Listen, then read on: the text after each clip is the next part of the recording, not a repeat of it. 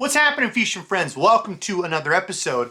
Today we've got a rod and reel unboxing. I grabbed a couple new reels and a couple new rods, as you can see from the tube. First off, let's start with the Daiwa Tatula Elite. Now this is one I picked up. The Tatula Elite is supposed to be an amazing caster, especially with some lighter lures. That's a question that I get asked a ton. The Daiwa Tatula 100 is awesome with light lures. I did the test the other day with the budget Baitcasters at 1/4 ounce, and that was very popular. People like that, so we're going to be doing more of those, and this is going to be one of those in that next lineup. Now this is a look at the reel. I already have had it out on the water. I've actually been flipping and pitching around a little jig, one of my finesse jigs that I made. Now they also make a pitching and flipping version of this. I didn't opt for that. So this one I put some 15-pound PLine on, and I can tell you that the casting on it is pretty dang awesome so far. It's very comfortable in hand. People always ask, how come sometimes you have a left-handed reel? This is a lefty. How come sometimes you have a right?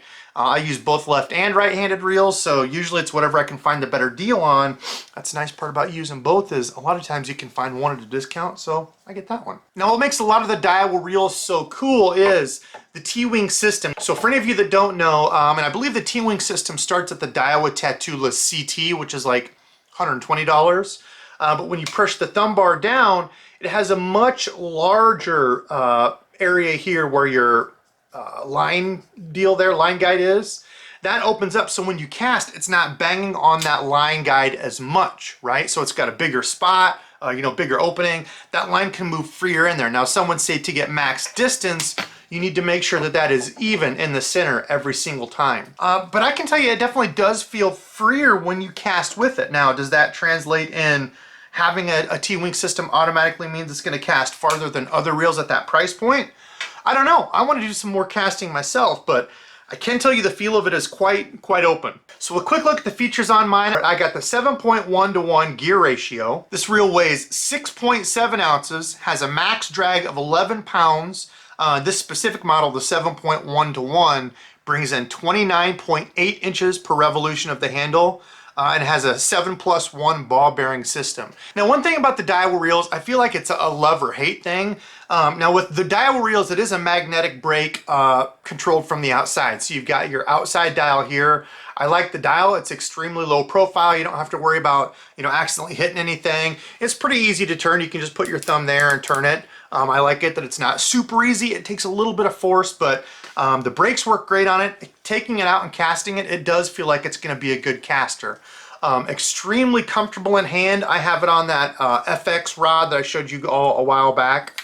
Super comfortable in hand. You can see my pinky goes behind the trigger. I can still put my line there, or finger there, to touch the line. I'm a big proponent of that. But it's a nice, small, compact package. In hand, very comfortable. Now the thing that I don't like that Daiwa has done is they've changed the handles. So the handles on here, I don't know how big this handle is. It's not a very big handle, but the knobs, they changed from those kind of larger, I don't know, ovally type shaped at the end handles with like a real grippy stuff on them. I like those, like on the Fuego. I don't like these little tiny handle deals, so I might opt to put different handles on. I've still got a video of just real handles that I need to go over. I'm sorry I haven't done that yet, but for me, it's just a personal deal. I don't like these little small handles you can see there compared to my thumb. That's all the bigger it is. So some people like that, some people don't. It's a preference thing. Now this does have the spool tension. Let me turn that here. It does have that spool tension knob that's already set. You can see how small that is, and it's kind of recessed in there. It's really hard to turn. You can move it, but it comes preset from the factory, so you shouldn't have to mess with your spool tension. So I'm excited to use it more. I caught, I believe, one fish on it that day. It was all in the jig, but just casting it around, having in hand, smaller frame. I feel like this is a smaller frame than the Tatula CT. That's actually out my truck. That was dumb of me. I should have brought that in. But anyway, I'll go in more in depth when I actually do like the full review, break down all the features and show you. This is just kind of initial unboxing. I've had some people ask about this, but so far it's a sweet reel. All right, next up, speaking of sweet reels, I got one of the new Daiwas. This thing is ridiculous. It is the Daiwa Zillion SVTWG, also 100 size. Now they make two versions of this. They have the domestic made for the US market, and then the JDM version. The JDM version is made in Japan. This version is made in what? Thailand actually is where it's made, and I know they have a factory there. And I've actually talked to a couple people about this whole ordeal, and from what I can understand, the way that they've set it up, so like their their quality process, that the reels coming out of there are just as good as Japanese reels, from what I've heard. I actually have talked to somebody that has both of these, and I read a review. What is it? Xander over at Tackle Tour did a review on these and compared both of them together. Never talked to the guy. I would love to pick his brain on some reels and such. He is a huge tackle nerd, but he kind of talks about the differences in there, and it's kind of the same stuff that I've seen and read. So the Daiwa SVTWG, I got, again, the 7.1:1.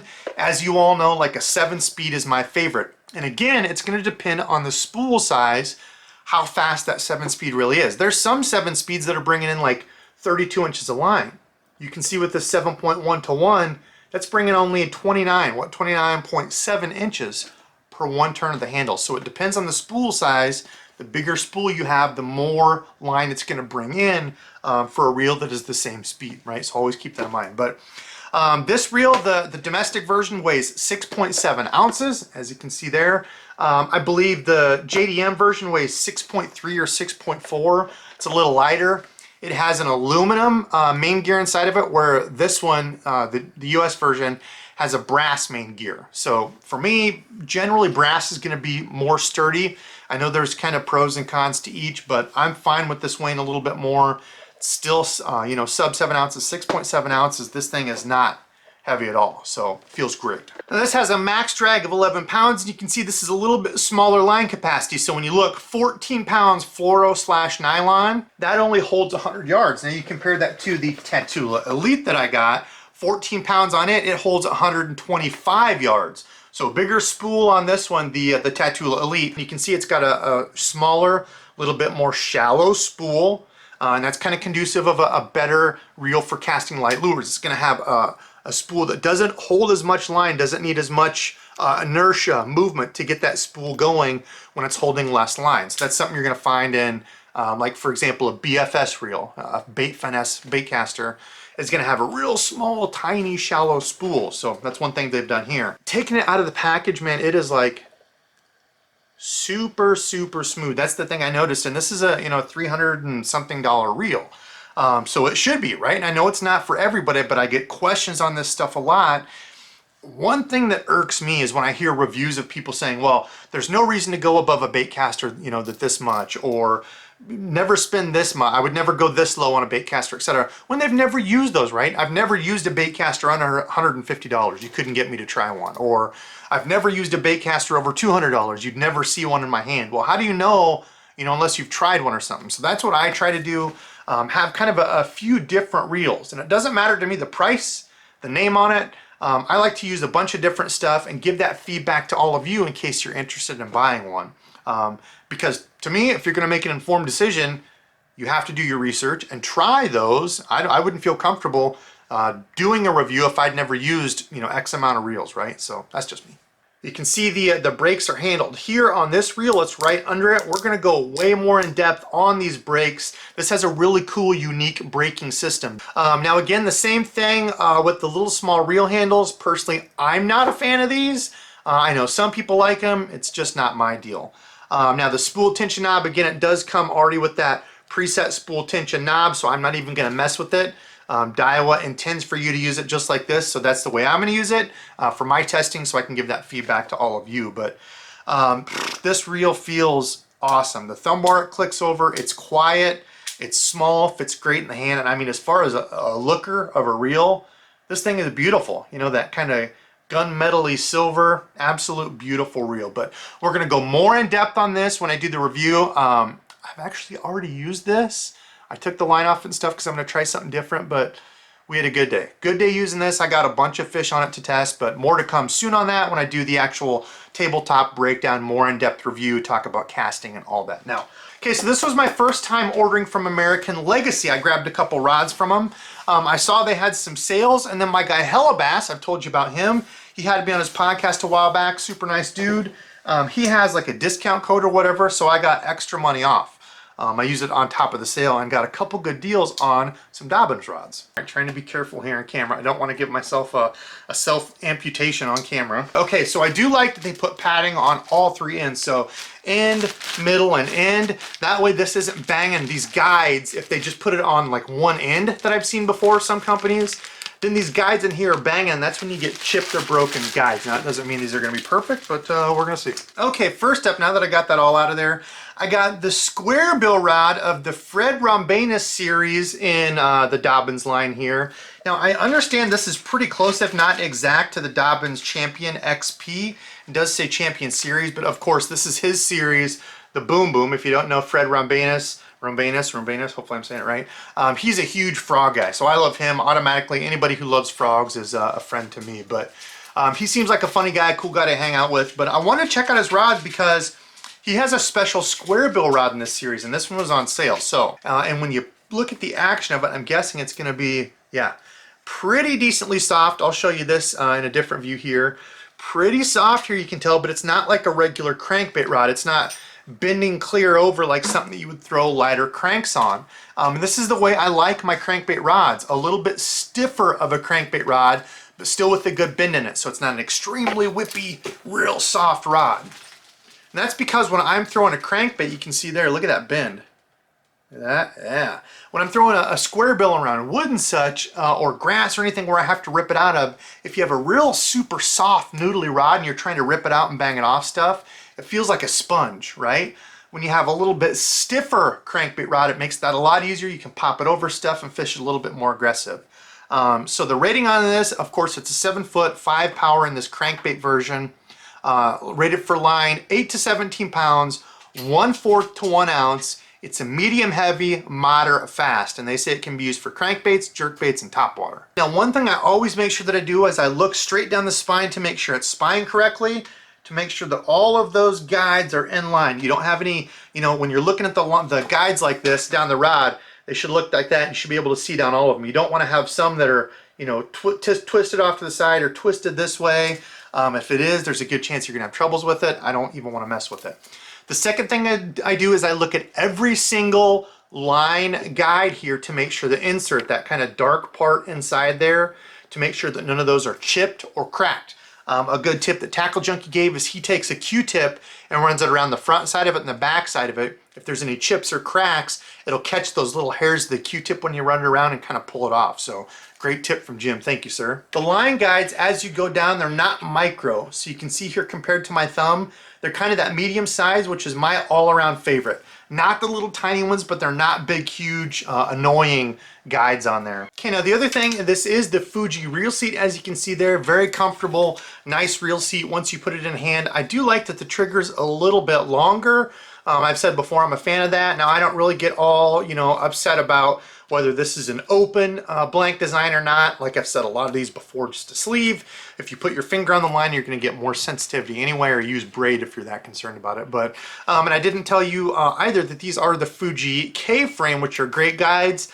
I've had good luck with those, durable, they look nice, and like I said, I really like the size of these. Now you can see this is a cork construction, so it's got the cork main part, cork at the back, and it's got kind of that double colored cork on the end that says Boom Boom, which is kind of his, I think his nickname or whatever, Fred Boom Boom Rombanus. But man, the rod feels good. It is a shorter handle and back too as far as the rod butt section. This part's smaller. That's only, what, maybe 10-ish inches or so. Small. I do like that it shows the square bill thing there. That's kind of cool. Upside down, I know, but it has his name there, Fred Rombanus. Sweet. It's a sweet rod. Feels really nice in hand. I'm excited to get this out and try it.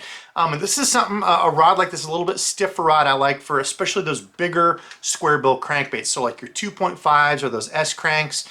They're a little bit heavier now, 1/2 ounce and up, you know, even like 2/3 of an ounce, I think some of them are. So you know, I'm not going to use this for my really light, like 1.0 crankbaits. Those things are a little bit heavier. A medium heavy crank rod like this is perfect. This is the Champion XP. So I've heard from a lot of people that this is like one of the best all-around rods that they make. As far as a budget rod, the Dobyns Fury, awesome rod. I've got a couple, have loved them. I've heard a lot of other people who like them. I think they're solid rods, right at that like 100-ish. I think now they're like 118, something like that price point. But this one, the specs on this one are, this is a 704. So I picked this one up just kind of as an all-purpose Texas rig deal. You can see there it says rated for 10 to 20 pound line, 1/4 to 1 ounce. Heavy, fast action. So there's 704, this is a heavy. I know in some other rods, this might feel more like a medium heavy. And again, that's what gets so confusing for folks when you're buying a rod. Like, you would think all medium heavies are the same or all heavies are the same. They're not. So to me, I feel like the Dobyns stuff runs just a little bit softer. So this is a 704 heavy. To me, this feels like a little bit stiffer medium heavy. Now you can see the same thing here. It's got the cork grip in the front and in back. And again, same thing, the butt section of this isn't too long. It's a little bit longer than that other one, but you know, nothing crazy long and out of the norm. This does have the U-hook keeper deal. I'm personally not a fan of those, and okay, so I had to admit to Randizzle this weekend, for crankbait lures, I didn't even check that. Oh, okay. So you all know that I've said before that the line keeper back here, I don't like it, right? I'm not a huge fan of it. As I use treble hook lures more, I actually like it back here because I use those bait wraps. I've told you that I'm a huge fan of these bait wraps right here, right? Now, depending on, that way, you know, when you have your treble hook lures, you put this around it, you don't poke yourself. Depending on what sort of rod sleeve you have, this is actually a 6/10. This one works great because you can adjust the length of this elastic piece. However, if you use like one of the regular rod socks, you know, the nylon type or whatever they're made out of, it stinks because when you run the rod sock all the way down, you try to loop that elastic loop deal over the reel. When you have a treble bait here and that deal, this gets in the way. So I'm kind of switching back. I actually like when they put the bait keeper back here on my treble hook lures because I can wrap it up and not worry about it, and my rod sleeve goes all the way down and I hook it over. I know, one thing I've learned from experience, and before I wasn't a fan of them, but that's something that I've actually grown to like on my treble hook lures. Everything else, I'd rather just have like a little deal where I can clip it up here on the front of the rod. But again, personal preference. Spine alignment and everything's great. All of the line guides look good on it. And I tell you, I urge you to make sure you check that. Check those, check every single one with that little tip. Feels good and comfortable in hand. Like I said before, I think these are pretty close to the same kind of rod. So again, Fuji guide with alkanite rings. This does again have the Fuji reel seat right there. It's comfortable. You know, it's something recognizable. It's not some weird crazy shape. So feels nice in the hand. Might as well throw that Zillion on and see how it feels. Holy smokes. In the hand, that combo feels awesome. Look at that nice, small, compact profile. My hand fits there perfectly. Very, very comfortable in hand. This outfit feels awesome. Absolutely awesome. Oh, and one thing that's kind of cool about the drag on the Zillion, listen to this. As this goes out, it's got a clicking drag. So like you would have on a spinning reel, right? When the fish pulls drag, the drag clicks. This drag clicks when the fish pulls drag. Very uncommon. You don't see that hardly ever on Baitcasters, but super, super comfortable feeling combo. I'm excited to get this out and use it. But comment below and let me know. Let me know what you think of these rods, these reels. Is there some other sort of piece of gear that you really want to see on my channel? I think as far as gear stuff, I'm pretty much done buying stuff for a while. I'm kind of backed up. I've got a couple other reels that I picked up months ago and I still haven't shown them. I'm behind. But comment below and let me know if there's something specific. If there's something that everybody really wants to see, I'll pick it up. But I just want to get out and fish more, dang it. We finally got some nice weather. Got out and fished yesterday with Randizzle, and it was a ton of fun. You know what? I don't think I've ever done that. Today's subscribed fishing friend is you, Randizzle.